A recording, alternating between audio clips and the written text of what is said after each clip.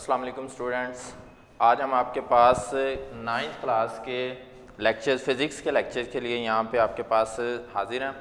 तो हम ये चैप्टर नंबर 6 से स्टार्ट करने लगे हैं। चैप्टर नंबर 6 हमारे पास टॉपिक का नेम जो है वो मेंशन कर दिया मैंने, चैप्टर भी और चैप्टर का नेम भी हमारे पास, वर्क एंड एनर्जी।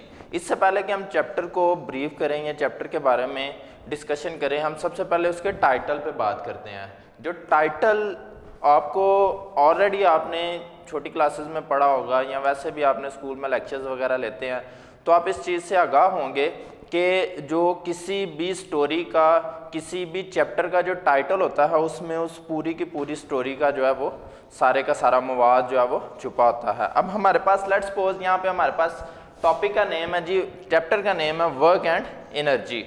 तो हाँ, इट्स मीन्स कि मैं इस चैप्टर में सिर्फ और सिर्फ दो ही चीज़ों के बारे में बात करूँगा। एक आपके पास होगी वर्क और सेकंड पे एनर्जी। तो इन दोनों को डिस्कस करेंगे हम आज। तो इसको दो पैचेस में उसने इसलिए डिवाइड किया कि सबसे पहले हम वर्क के बारे में बात करें और फिर उसके बाद एनर्जी के बारे में बात करें।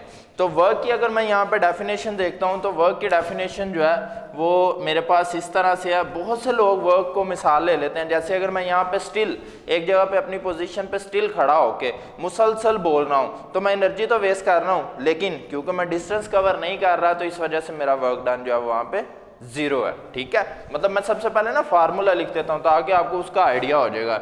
W = F.D। तो मैं इस हिसाब से अगर वर्क की डेफिनेशन करूंगा तो मैं कहूंगा जी, if force apply on a body and body did a work in the direction of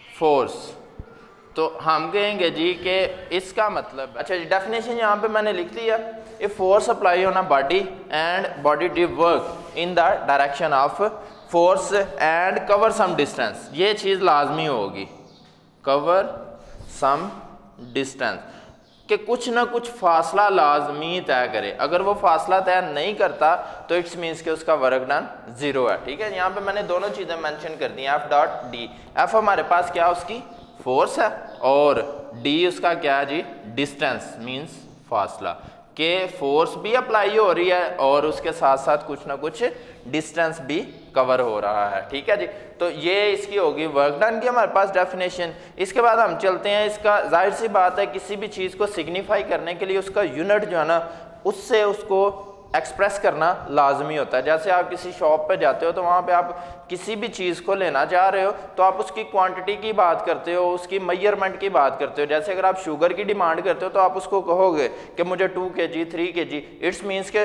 वो मैथ्स का यूनिट क्या, kg में आप उसको डिफाइन कर रहे हो। तो सेम यहाँ पे जो वर्क का यूनिट है उसको नाम दिया जाता है जौल का।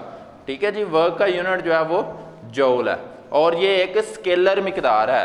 स्केलर और वेक्टर्स के बारे में आपने ऑलरेडी जो है ना वो डिस्कस कर लिया हुआ है जो आपके प्रीवियस चैप्टर्स हैं उनमें। तो ये एक स्केलर मिकदार है। यहाँ पे जौल की बात हम करेंगे। जौल हमारे पास क्या है, ये 1 जौल बराबर होता है 1 न्यूटन और 1 मीटर के बराबर। अब मैंने ना यूनिट इसलिए पहले लिख रहा हूँ ताकि उसमें से डेफिनेशन निकालनी आसान हो जाती है आप लोगों के लिए। मतलब कि अब मैं कहूँ जी 1 न्यूटन फोर्स किसी जिस्म पर अमल करे और वो 1 मीटर अपनी ही सिमत में उसको हरकत दे दे, तो वो जो वर्क होता है वो क्या कहलाता है, उसका 1 जौल कहलाता है। ठीक है जी, तो ये जौल की हमारे पास डेफिनेशन होगी। वर्क डन की डेफिनेशन आ गई, उसके बाद उसका यूनिट आ गया, उसके बाद उसके यूनिट की डेफिनेशन आ गई। अब हम अगर इसी चीज़ को थोड़ा सा आगे लेके चलते हैं तो वर्क डन के बाद हमारे पास जो है ना, इसमें इसके 2 कंपोनेंट्स आते हैं, परपेंडिकुलर कंपोनेंट्स। यहाँ पे उसकी इतनी ज़्यादा ब्रीफिंग तो नहीं है कि आप इस क्लास में उसको जो है ना वो डिटेल में जान सको। बहरहाल उसके कंपोनेंट्स के बारे में सिर्फ आइडिया दे देता हूँ कि एक उसका एक्स कंपोनेंट होता है और एक वाई कंपोनेंट होता है। एक्स कंपोनेंट जो है उसको हम लिखते हैं एफ कॉस थीटा और जो वाई कंपोनेंट होता है उसको लिखते हैं एफ साइन थीटा। ये ट्रिग्नोमेट्रिक वैल्यूज़ हैं, लेकिन मतलब हमारे पास लेट्स सपोज ये मेरे पास है, ये अगर कोई जिसम फोर्स इस साइड पे लगा रहा है, डिस्टेंस इस साइड पे कवर कर रहा है, तो theta is the angle between the force and the distance. कि फोर्स वो ऊपर की जानब लगा रहा है और डिस्टेंस इधर को कवर कर रहा है, तो दोनों में जो एंगल बनेगा वो थीटा होगा। तो ये इसके कंपोनेंट्स होते हैं। ये हमारे पास परपेंडिकुलर कंपोनेंट्स हैं। ये आपने रेजोल्यूशन ऑफ फोर्सेस के अंदर ऑलरेडी इन टॉपिक्स को डिस्कस कर लिया होगा, इसलिए यहाँ पे जस्ट मैंने ये चीज़ बताई है। इसके बाद हम बात करते हैं एनर्जी की।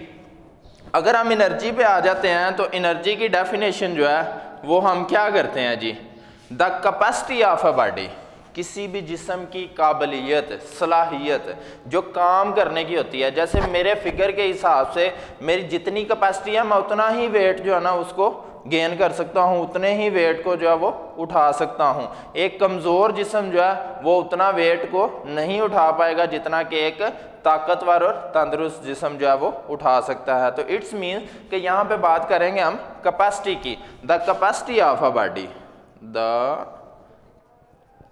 Capacity of a body to do work, किसी भी जिस्म की वर्क करने की जो सलाहियत है उसको नाम दिया जाता है एनर्जी का।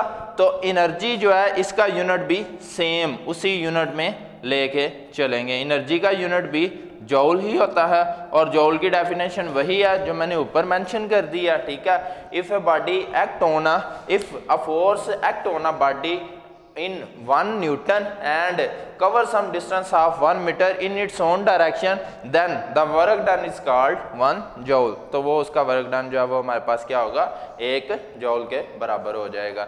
तो एनर्जी का भी यूनिट और वर्क का भी यूनिट हो गया स्केलर, दोनों ही स्केलर मिकदारें हैं क्योंकि वर्क डन जो है वो एक स्केलर मिकदार है, तो इसीलिए एनर्जी भी एक स्केलर मिकदार है। अब यहाँ पे मैं स्केलर और वेक्टर की सिर्फ डिफाइन इसको कर देता हूँ ताकि आपको आइडिया हो जाए कि मैं स्केलर का लफ्ज़ क्यों इस्तेमाल कर रहा हूँ।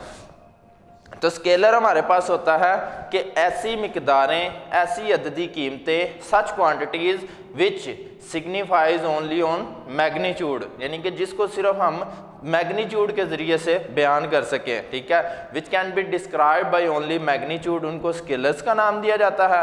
और ऐसी मिकदारें मैग्नीट्यूड के साथ साथ एज वेल एज डायरेक्शन, अगर हम उसकी बात कर देते हैं डायरेक्शन की, मीन्स के सिमत की भी बात कर देते हैं, तो फिर वो एक वेक्टर मिकदार जो है वो हमारे पास बन जाती है। तो ये जो वर्क और एनर्जी उसका कंसेप्ट मैंने यहाँ पे आपके पास क्लियर कर दिया है, ठीक है जी, कि वर्क किसको कहा जाता है, एनर्जी किसको कहा जाता है, उनके यूनिट्स को डिफाइन कर दिया और उसके साथ इसकी जो है ना वो एक एग्जांपल इसके कंपोनेंट्स के लिहाज से मैंने ये जो दोनों चीज़ें हैं वो यहाँ पे मेंशन कर दी हैं। अब हम बात करें एनर्जी की इकसाम की, काइंड्स ऑफ एनर्जी, ठीक है। यहाँ पे मैं लिखता हूँ कुछ इसकी काइंड्स, जैसे मेरे पास आ जाता है मैकेनिकल एनर्जी, मैकेनिकल, फिर उसके बाद केमिकल, फिर उसके बाद हीट, फिर उसके बाद साउंड, फिर उसके बाद लाइट, ठीक है। मीन्स कि ये एनर्जी की काइंड्स हैं हमारे पास, मैकेनिकल एनर्जी, इसमें chemical energy, heat energy, sound energy, light energy, nuclear energy, ठीक है। तो ये एनर्जी की मुख्तलिफ टाइप्स हैं जो हमारे पास यहाँ पे मेंशन की हुई हैं, मैंने यहाँ पे नाम उनके लिख दिए हुए हैं।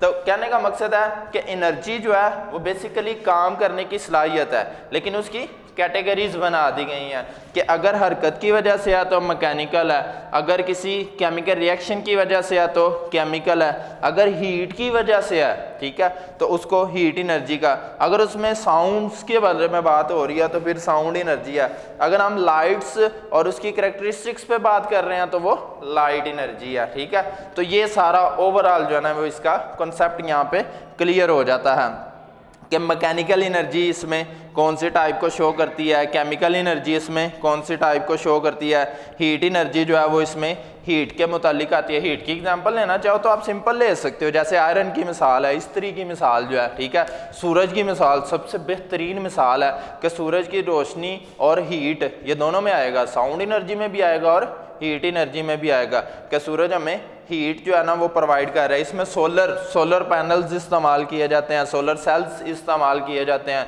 जिसमें सूरज की रोशनी को डायरेक्टली और इनडायरेक्टली हम अपने पर्पस के लिए एनर्जी सोर्सेज में यूज़ यूज़ करते हैं, हम उसको रीन्यूएबल सोर्सेज के तौर पर हम उसको इस्तेमाल कर लेते हैं। क्योंकि आजकल नॉन रीन्यूएबल सोर्सेज जो है ना उनकी जितनी ज़्यादा जो है ना वो कंजम्पशन हो रही है, उस वजह से उनकी जो है ना क्वांटिटी वो रिड्यूस होती जा रही है हमारे एनवायरनमेंट में, और हो सकता है आने वाले 4 सालों में उनकी क्वांटिटी अगर इसी रैपिड फायर के साथ डिक्रीज होती रही तो फिर वो जो है ना वो ख़त्म भी हो सकते हैं। तो इसीलिए हमें नॉन रीन्यूएबल सोर्सेज की बजाय रीन्यूएबल सोर्सेज पर इन्हिसार करना चाहिए, डिपेंड करना चाहिए।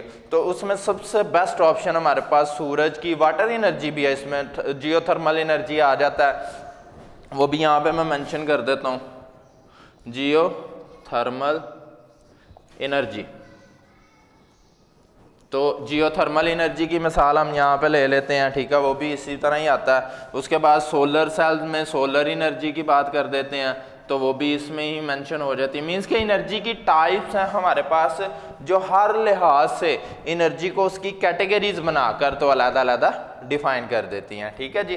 तो ये ओवरऑल आज हमारा जो है ना वो टॉपिक का जो इंट्रो था उसमें भी हमने ये चीज़ें पढ़ ली हैं कि वर्क किसको कहते हैं, फिर हमने सिर्फ यहाँ पे डेफिनेशन, उसके कंपोनेंट्स, उसके यूनिट्स के बारे में बात की।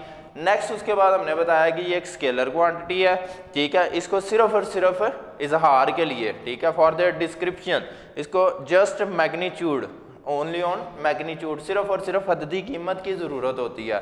तो इसकी बात कर दी, फिर हमने एनर्जी की बात की, the capacity of a body doing work, ठीक है, किसी भी जिस्म की काम करने की जो सलाहियत है उसको नाम दिया जाता है एनर्जी का, ठीक है। तो एनर्जी का हमने यूनिट यहाँ पे बता दिया। फिर एनर्जी की टाइप्स के बारे में बात की है हमने, ये छोटी छोटी टाइप्स हैं, डेफिनेशंस है, बोर्ड के क्वेश्चंस के पॉइंट ऑफ व्यू से ये डेफिनेशंस है आपके पास, आप इसको 2 से 3 लाइंस में डिवाइड करके तो उसको जो है ना वो डेफिनेशन में बना सकते हो। Mechanical energy, the energy possessed due to the motion और पोजिशन ऑफ अ बॉडी, और chemical energy, the energy possessed due to the chemical reaction of a body, the energy possessed due to the heat of the body. इसमें आप इसकी examples भी देना चाहो तो most welcome, वो आप एग्जांपल्स के बिना तो वैसे डेफिनेशन जो है ना वो इनकम्प्लीट रहती है।